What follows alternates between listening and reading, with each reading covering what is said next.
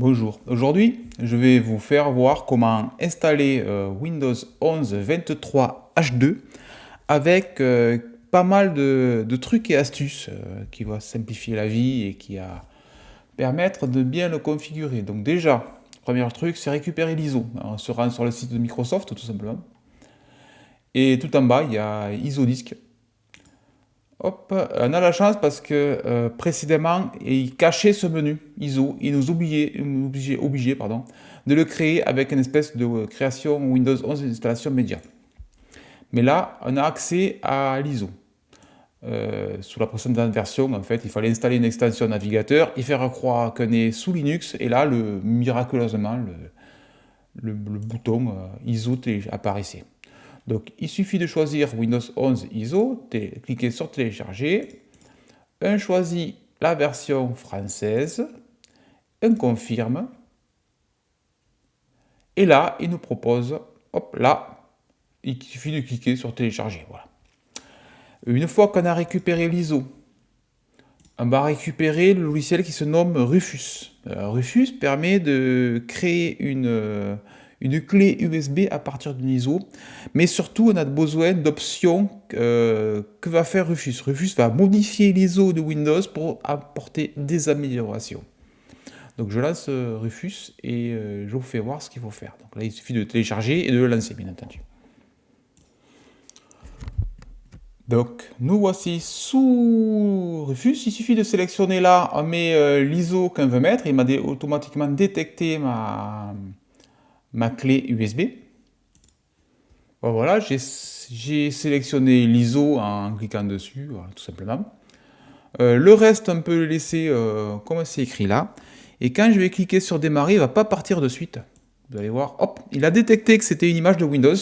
Donc, il nous propose des modificateurs. Les modificateurs, ils sont tout simples.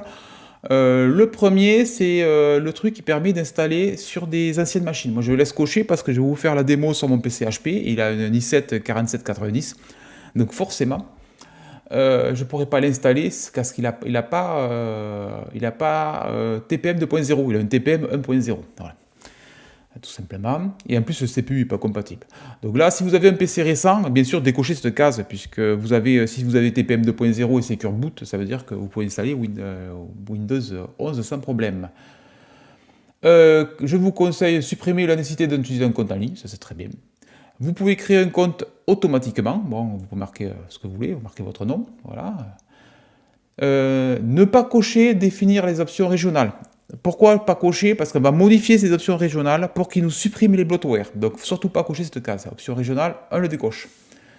Désactiver la collecte, ça veut dire que quand Windows est en train de s'installer, vous savez, il y a un menu qui propose chaque fois, voulez-vous que envoyer toutes vos données chez Microsoft, oui ou non? Et chaque fois, il faut choisir le deuxième cas, le deuxième choix. Mais ça le fait tout seul. En gros, c'est ça. Et là, c'est le chiffrage au disque dur. Bon, je l'ai décoché parce que mon PC n'est pas très rapide.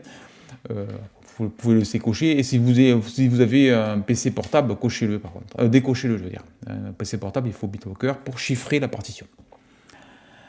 Et là, il suffit de cliquer sur OK. On se retrouve directement, je vais booter sur l'ISO, donc je vais créer avec ça. Je viens de lancer l'ISO sur la PC. Et là, c'est la première page qu'il nous propose, c'est la langue.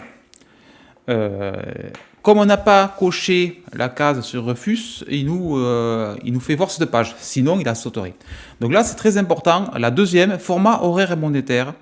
Il faut choisir anglais et chercher international qui est là. Voilà. Et celui-là d'après, on remet français. Voilà. Cette technique permet de supprimer les bloatware de Windows 11. Pourquoi? Bah, suivant le pays, ils n'ont pas le droit de mettre tel logiciel ou tel logiciel en bloatware. Par exemple, je sais pas, je dis au pif, dans tel pays, vous n'avez pas le droit de mettre Spotify. Voilà. En gros, c'est ça. Donc là, c'est un pays qui n'existe pas. Anglais international, en gros, c'est pas un pays, c'est juste une langue. Donc il va se dire, qu'est-ce que j'ai le droit comme logiciel sur ce pays-là? Ben, ce pays-là, il a le droit à aucun des logiciels du monde entier. En gros, c'est dès qu'il y a un endroit où il n'y a pas le droit de mettre le logiciel, Mais il va l'enlever. Et au final, il va enlever 80% des bloatware, puisque grâce à cette technique, ça permet de faire ça. Il y aura une erreur à l'installation, vous verrez plus tard. Donc là, je fais suivant et je vous reprends dès qu'on est à la première page. Bon, je vous reprends pas dit, il faut quand même cliquer sur installer.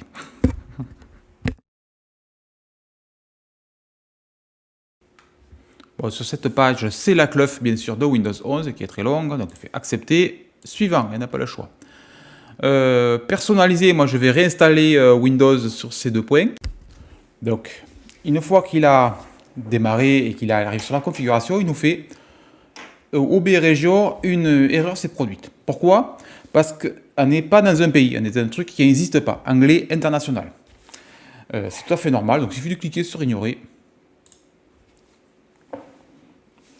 Et là, il va nous dire, voilà, après le truc la X, là, il nous redemande la langue, je ne sais pas trop pourquoi, français, donc ok. Pour voilà, ignorer, on va faire, parce que ça fout, hop, parfait. On demande s'il veut un deuxième clavier. Vous pouvez ajouter un deuxième clavier anglais, par exemple, pourquoi pas. Dans les jeux, c'est pratique, parce que ça permet, par contre, dans Starfield, par exemple, d'avoir le clavier anglais, on peut passer d'un clavier français à anglais rapidement, parce que le mapping des touches, c'est n'importe quoi sur Starfield. Donc si vous allez, si vous mettez la version... Ah, j'aurais dû débrancher la carte réseau, parce que là, il va attendre 3 plombes pour mettre à jour 3 conneries. Bon, je vous reprends quand il pose les questions d'après.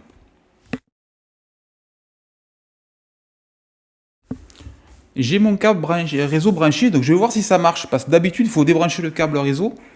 Sinon, on ne peut pas avoir un compte local. On va voir ce que ça fait. Suivant.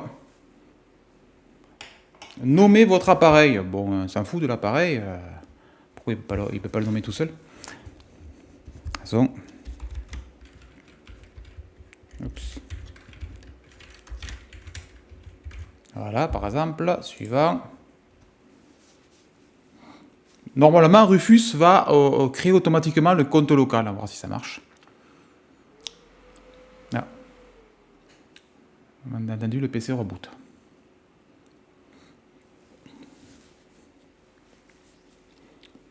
Ouais, l'installation de Windows, il faut aimer le PC qui reboot.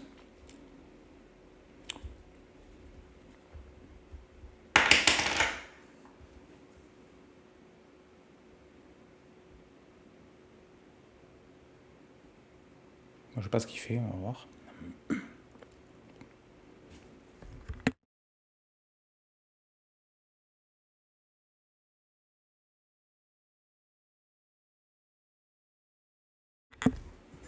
Bon, configurer pour une utilisation personnelle, bien entendu. Suivant. Et là, c'est ce que je pensais, il va nous obliger à nous connecter. On va voir, mais... Ouais, c'est ça. Il nous oblige à avoir un compte Microsoft. Bon, c'est pas bien grave. On revient en arrière. On débranche le câble réseau. Hop, je l'attrape. Voilà. Il n'y a plus de réseau. On fait une utilisation personnelle. Suivant. Là, il ne va pas aimer du tout. Et voilà, là, il demande directement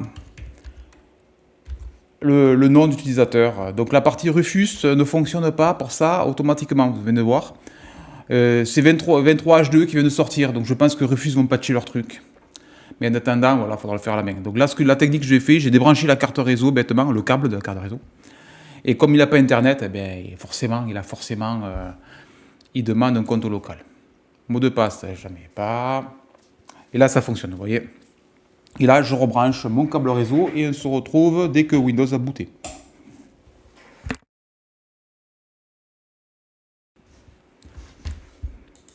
Donc, on se retrouve sous Windows 11 qui vient juste d'être installé. Premier truc que je vais faire, c'est que... sinon, il faut attendre que la carte vidéo, le driver se mette à jour. Mais voilà, je ne sais pas pourquoi chaque fois il me fait ça, c'est horrible ce truc. Voilà. Je vous remets juste à 100%. C'est un petit bug que j'ai avec mon écran. Cet écran-là, à chaque fois, il veut que me mette en zoomé 150% par défaut. Je ne sais pas pourquoi. Donc, premier truc qu'on va faire, c'est de chercher dans le menu démarrer qui est là, et on cherche région. Option régionale. Ou mieux, voilà, celui-là, c'est mes paramètres, modifier le pays ou la région. Parfait. Je lance ça. Et là, on a région, monde, logique, puisqu'on a bidouillé le truc. Et là, on va mettre France. Vous voyez, j'appuie sur F, ça va directement sur F. Ah, voilà, là, il est en train d'installer la carte vidéo, c'est rien. Et c'est d'un coup plus silencieux. Voilà. Et il m'a remis, bien sûr, à... Bon, c'est pas bien grave. Paramètres d'affichage, il m'a remis les 150%, ces horribles 150%. Je sais pas pourquoi il fait ça. Donc je reviens sur ce que j'étais.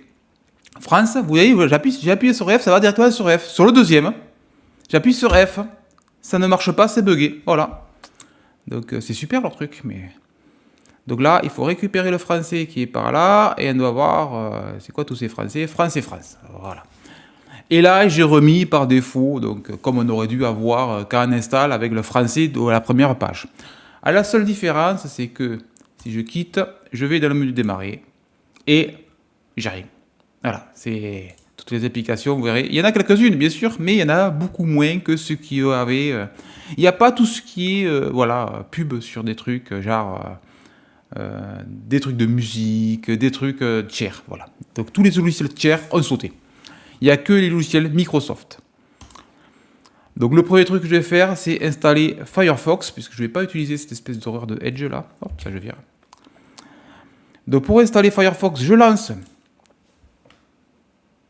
le Play Store, je cherche Winget. Winget. Entrée. Programme d'installation d'application qui est là. Il est déjà installé en fait, mais il n'est pas à jour et il ne marche pas. Donc le but c'est de le mettre à jour, il suffit de cliquer sur mettre à jour.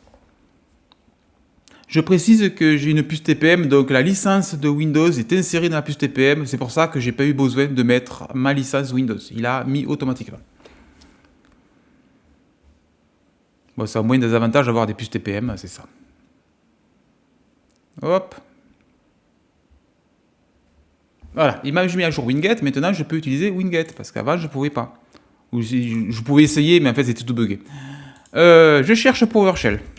PowerShell, le deuxième qui est là, application PowerShell, fait bouton droit, exécuter en tant qu'administrateur. Attention, de temps en temps, il peut vous mettre x86 en premier, il ne faut pas l'utiliser. C'est vraiment PowerShell. Donc c'est pas ni PowerShell ISE, ni PowerShell x86. Exécuter en tant qu'administrateur. Bouton droit, OK. Hop, je fais winget install mozilla.firefox. Il nous demande, voulez-vous utiliser le repository machin avec la licence? On fait oui. Hop, Y. Et là, il installe Firefox tout seul. Donc oui, j'ai même pas besoin de lancer Edge pour installer Firefox. D'habitude, Edge, il sert qu'à ça. Il sert à lancer, à récupérer un autre navigateur. Là, j'avais même pas besoin puisque je l'installe avec Winget. Winget est très pratique. C'est l'équivalent de apt sous Debian. Voilà, Winget, Search, NanaZip par exemple. Winget install NanaZip 3 parce qu'il est conçu pour Windows 11. Hop.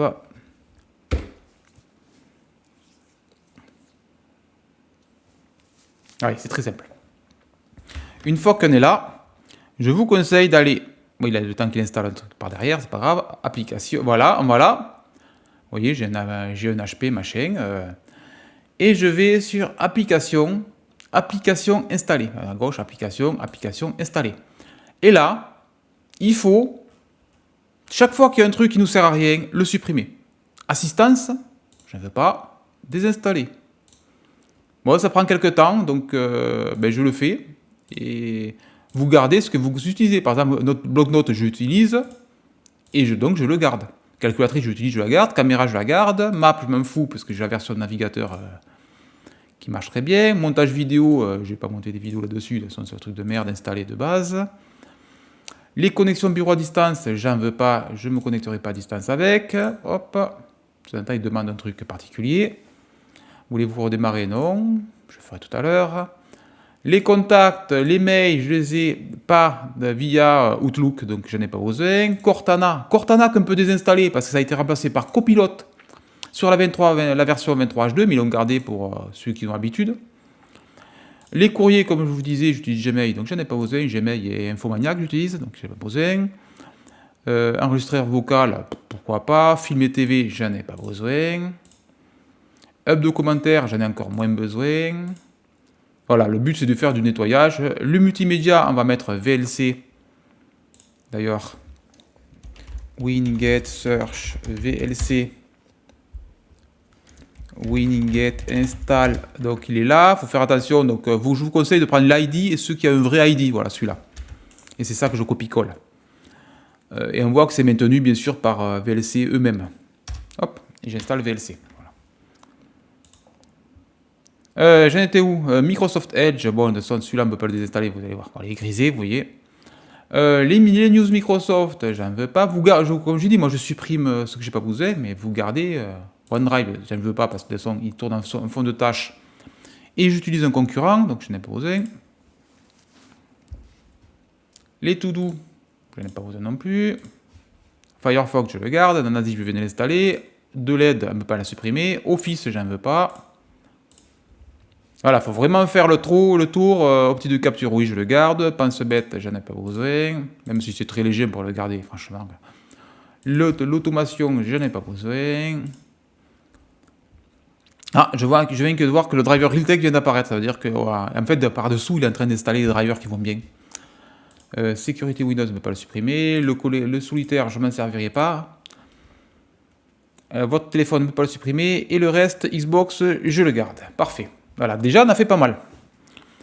À partir de maintenant, on va mettre à jour Windows. Il le fera seul en sous-tâche, mais... Et on fait, il suffit de aller Windows Update, rechercher. En attendant qu'il recherche, dès qu'il va démarrer, il faut aller cliquer pour y dire je veux installer des autres programmes. Il faut aller sur Options avancées qui est en bas là, le temps qu'il est en train de mettre à jour dessous là. Options avancées. Mise à jour facultative, vous voyez que j'en ai 11 et c'est des drivers, vous allez voir. Et ça c'est pourri parce que j'ai pas trouvé, il n'y a pas de sélection, on ne peut pas tout sélectionner d'un coup, donc il faut tout cocher. Il y en a qui sont en doublon, avec différentes versions, donc il ne pourra pas les installer, mais moi je ne cherche pas à comprendre, je mets tout. Et là il va mettre à jour tout ce qui est driver, donc hop. Voilà, donc là il y a une grosse liste, il faut attendre qu'il finisse tout ça. Et on aura bien avancé. En attendant qu'il télécharge tout ça, qu'il y en a pour un petit moment. On peut aller gratter la barre des tâches, très intéressant la barre des tâches, bouton droit, paramètres de la barre des tâches. Et on désactive ce qu'on ne veut pas. Par exemple, j'ai pas besoin de copilote, je ne veux pas, je désactive, vous voyez. Voilà, pour vous faire voir, je désactive tout. La zone de recherche, on peut même la virer, voilà. Et une nouveauté qui est apparue sur Windows 11 23H2, qui est une nouveauté, qui était sous Windows 10, qui était attendue depuis longtemps, c'est le bouton combiné. Combiné avait disparu. Donc moi j'aime bien que je combine quand la barre des tâches est pleine. Vous voyez. D'ailleurs je vais le mettre à gauche, ça y aura plus d'espace. Voilà. Donc ça veut dire que là je vois un gros icône, bien lisible, de ce qu'il est en train d'exécuter. Et quand la barre sera pleine, il va les regrouper pour faire un seul icône. Comme il y avait. Sauf que ça a été sous Windows 10, il avait supprimé sous Windows 11. Et comme tout le monde a gueulé, ils ont mis 2 ans ou 3 ans pour le remettre, mais ils ont fini par le remettre. Oui, parce que Windows 11, c'est au fait, c'est une espèce de version bêta de Windows 10, je ne sais pas ce qu'ils ont foutu. Donc voilà, là, on a fait pas mal déjà. Petite customisation de la barre de tâches qui est en bas. Donc c'est tout simple, bouton droit, gestion de la barre de tâches. La barre de recherche avec Bing, là, j'en veux pas. Masqué. Copilote, j'en veux pas. Bon, après, si vous voulez déplacer les widgets, vous les laissez, bien entendu. Moi, j'en veux pas non plus. Et je la veux à gauche. Oups, par là. Voilà, comportement de la barre de tâches. Je veux à gauche. Pourquoi? Parce qu'il y a un truc qu'ils ont enlevé, c'est le combiné. En gros, là, c'est toujours en forme d'icône avec un petit trait dessous quand c'est utilisé. Moi, je veux que ça soit en gros, voilà, et il a marqué ce que ça fait, paramètres par exemple. Et lorsque la barre sera pleine, parce que j'ai marqué lorsque la barre est pleine, quand elle sera complète, il va remettre en icône avec le petit truc. Donc par exemple, si vous mettez 50 blocs-notes ouverts, au bout de 5 ans, quand la barre sera pleine, il va les regrouper à un seul icône bloc-notes. Voilà, en gros c'est ça, et c'est très pratique. Donc là, on est revenu à ce qu'il y avait sous Windows 10. Et oui, parce que ça, c'est une nouveauté de 23H2, de pouvoir faire ça, faire ce combiné-là. Ils avaient enlevé sur Windows 11, je ne sais pas pourquoi. Je n'utilise pas Edge. Donc, petite astuce qui permet d'économiser 100 mégas à peu près. Bouton droit sur la barre de tâches, gestionnaire de tâches. En haut à gauche, là, dans les trucs de lancement rapide, il y en a un qui ressemble à, je sais pas, une jauge. Application démarrage, on clique dessus. Et là, Edge, MS Edge, là, faire bouton droit désactivé. Donc, il sera plus lancé automatiquement au démarrage.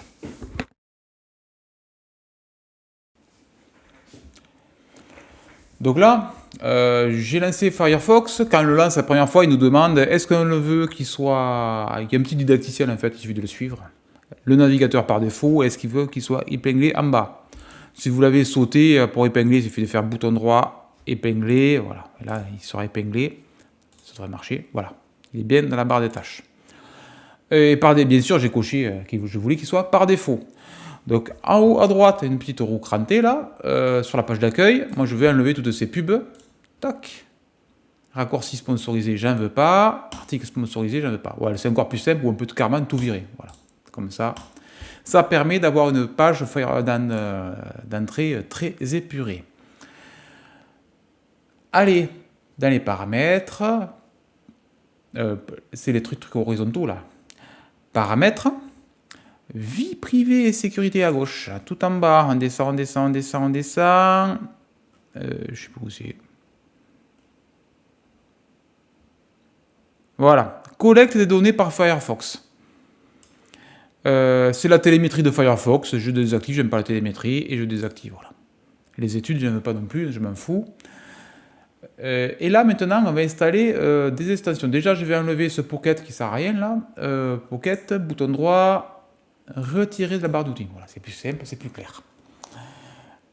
Le petit truc de puzzle, c'est les extensions. Les extensions, ça permet de faire des modifications sur les pages, sur plein de trucs. Il y a plein d'astuces sur les extensions. Donc celle que j'installe par défaut, c'est uBlock.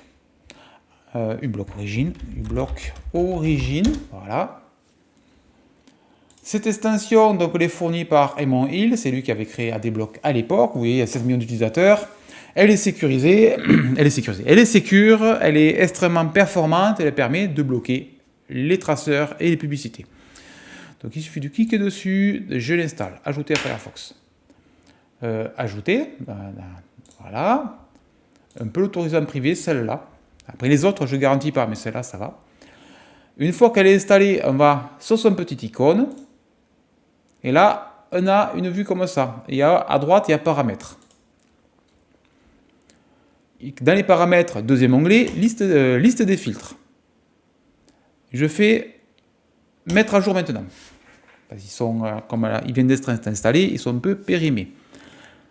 Et dans nuisance, je fais dérouler et je vais ajouter les easy list et uBlock tout en bas. Et on voit à quoi ils servent en fait. Par exemple, tout à fait, une notification, par exemple, vous avez ce site utilise des cookies. Voilà, le fameux cookie notice. D'ailleurs, pourquoi? Il est bien coché. Donc, on fait appliquer. Et c'est parfait. Les cookies, ça permet, chaque fois, à chaque site, voulez-vous autoriser les cookies? Ben là, ils répondent non directement, il n'y a pas de problème. Si vous avez un problème sur un site web, on va aller sur un site web quelconque, par exemple Christitus Tool que je vais utiliser juste après. D'ailleurs, on voit que là, sur cette page, il a bloqué 10 données. 10 données, que ça peut être des publicités ou des tracking, et qu'il n'y a pas de pub sur Google. Je vais aller sur le site de Christitus, et on va pouvoir se dire... si je veux autoriser les publicités, les tracking et compagnie sur ce site web, il suffit de cliquer sur le bouclier et là on voit qu'il va pour Christitus, on peut désactiver le bouclier.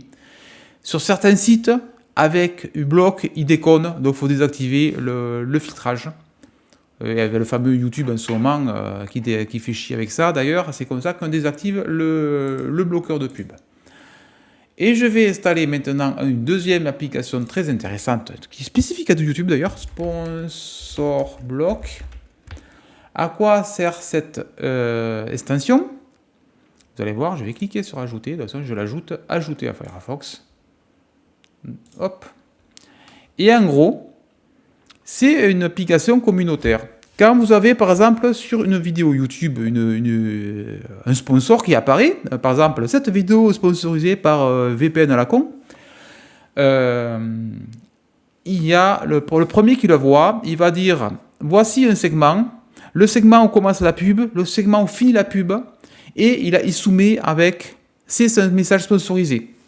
Et les prochains qui arriveront juste après, il y a remarqué, message sponsorisé, passé automatiquement. Donc dans la barre horizontale où il y a la durée, il y a un petit morceau qui va apparaître en rouge ou en vert, je ne sais plus la couleur. Un vert là, puisque la couleur de la par exposition, voilà. Et dès qu'il va voir la publicité, il va la sauter. Donc vous serez débarrassé des messages de sponsors. Bien sûr, c'est communautaire, donc c'est à la première personne qui la voit qui doit supprimer manuellement le sponsor. Et c'est super pratique cette extension. Donc dans YouTube, vous êtes tranquille. Donc théoriquement, si je vais sur YouTube, il ne devrait pas y avoir de publicité. Voilà. Donc c'est très pratique. Petite astuce Firefox. Vous pouvez vous enregistrer sur Firefox, la connexion. Là. Ça permet de synchroniser vos datas de Firefox sur le cloud. On peut choisir ce qu'on synchronise. Et moi, j'aime bien synchroniser, par exemple, les extensions. Ça veut dire que quand je vais lancer sur un nouveau PC, je me connecte à Firefox et automatiquement, il va me remettre toutes mes extensions. Parce que moi, des extensions, j'en ai quelques-unes, j'ai une dizaine. Et là, je vous ai fait voir pour deux classiques que j'utilise, qui sont des trucs anti-pub d'ailleurs. Mais il y en a plein d'autres très pratiques, genre Keeper pour Amazon, par exemple, qui est super pratique. Et voilà, ça vous connectez à votre compte et vous pouvez même synchroniser vos mots de passe. C'est super pratique, ce truc. Donc c'est un conseil que je vous donne, c'est de synchroniser votre navigateur.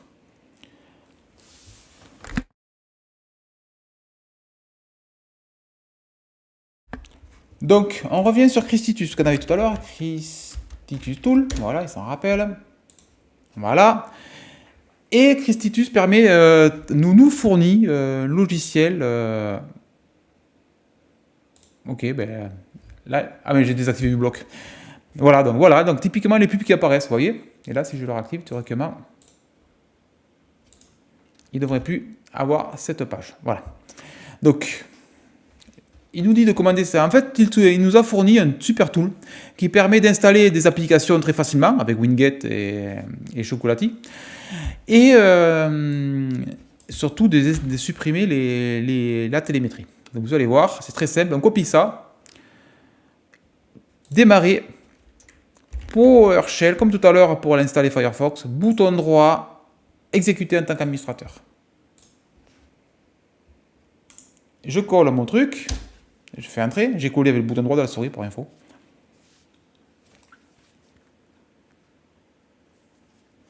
La première fois qu'il démarre, il est un peu plus lent parce qu'il va installer le programme Chocolati qui permet d'installer d'autres programmes. Chocolati, c'est un équivalent à Winget en fait. Voilà, c'est le concurrent. Winget est fourni par Microsoft, mais celui-là, il est très très bien aussi.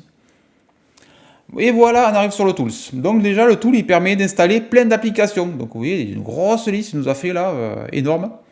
Donc typiquement, moi j'ai Firefox, mais comme j'ai besoin d'aller voir, de récupérer, copier-coller la liste de Christitus, que je ne la connais pas de par cœur, cette link est là. Forcément, j'installe avec Winget Firefox. Donc voilà, donc si vous avez installé des logiciels, là il a mis quand même un bon paquet de logiciels très pratiques.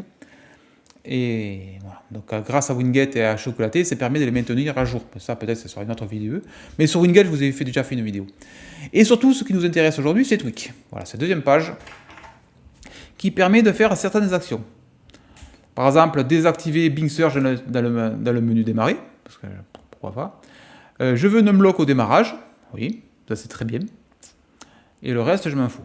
Par contre, voilà, là, l'essentiel tweak à gauche, c'est permet de modifier certains trucs. Vous voyez, il y a plein de trucs un peu modifiés, donc vous modifiez ce que vous voulez, mais moi, je vous conseille les deux premiers. One and One Shutup, c'est un logiciel fourni par One and One qui permet de désactiver de la télémétrie. Et Disable Télémétrie, c'est encore d'autres trucs de télémétrie qui sont désactivés. Donc c'est vraiment les deux trucs que je vous conseille de désactiver. Et là, il suffit de cliquer sur Runwick. Voilà, et dessous, on va le voir. Hop, je le déplace pour faire voir ce qu'il fait. Il fait un point de restauration au cas où, ça peut servir. Et là, il va nous installer les deux tweaks que j'ai cochés. Run OEO et Disable Télémétrie. Et voilà, il nous a désactivé la télémétrie. Donc c'est vraiment tout simple. Et après, il a fait des trucs, voilà, comme ça, laptop, minimal, clear, get instant. Voilà, il a fait pas mal de trucs. Si on est un desktop, il conseille ça sur un desktop. Bon, pas forcément, parce que, bon, après, Wi-Fi, si vous n'avez pas de Wi-Fi, vous en foutez, vous pouvez désactiver le service. Et là, il y a tout un tas de services et des applications qui tournent en sous-tâche, qui ne sont pas vraiment utiles, donc un peu désactivés. Voilà, donc il y a plein de trucs sympathiques. Et vous allez gratter, vous irez voir. Bon, les défauts, c'est qu'il est en anglais, le tool, mais bon, voilà. Donc au minimum, vous faites les deux premiers. Ouais, ça ira très bien.